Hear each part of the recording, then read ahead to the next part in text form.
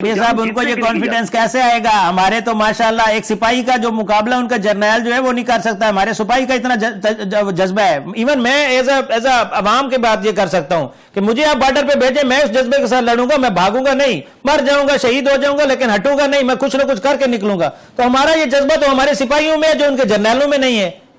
इसीलिए ये जो आप बात कर रहे हैं, मैं भी ये एक्सप्लेन कर रहा हूं कि उनको ये इसको देखो, दुश्मन को कभी अंडर एस्टिमेट नहीं करते, कभी उसको पता है इस दुश्मन को कि आपकी काबिलियत क्या है। और आप, मैं बार बार कहता हूं, it is not only Pakistan army and air force and military, वो तो सुपर है, सुपर, लेकिन जो पाकिस्तान की कौम है, जो आपने बात की, पाकिस्तान का जो मीडिया है, पाकिस्तान के जो लोग हैं, पाकिस्तान जो सारा है।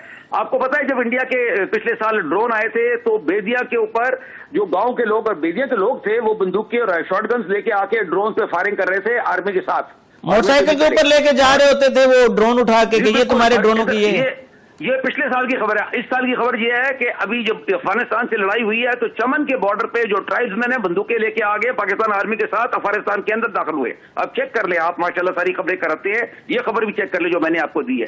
आइए, मतलब कि ये कोई सीक्रेट थोड़ी है, सारी मीडिया पे आइए, पर मैं इसको वजाहत कर रहा हूँ कि ट्राइब्समैन जो है वहां के पाकिस्तान के बहादुर पश्तून बलोच, वो आर्मी के शाना बशाना अफगानिस्तान तक के अंदर तक गए हैं, जो चौकियां पकड़ी हैं, ये मैं कह रहा हूँ।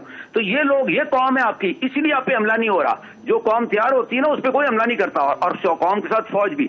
इसीलिए मेरा मैसेज है कि पाकिस्तान को यूनाइट रखें, और ये पाकिस्तान को जो उलझाने की कोशिश होती है ना, लोग करते हैं इधर उधर, देखें सबसे ऊपर हमारा इंटरेस्ट है पाकिस्तान, उसके साथ हम अरब भाइयों का भी, तुर्की का भी, ईरान का भी, मुसलमानों का भी, सबका इंटरेस्ट गार्ड करना चाहते हैं, लेकिन नंबर 1 इज पाकिस्तान, क्योंकि पाकिस्तान ताकतवर होगा तो अब किसी भी कुछ करेंगे ना। दुनिया चलती है ताकत पे, कमजोरी पे दुनिया नहीं चलती है। डोनाल्ड ट्रंप की आप बात करें, वो सुनता है इसलिए नहीं, उसके पास ताकत है, ताकत ना हो तो कैसे नहीं सुनेगा। ब्रिगेडियर साहब,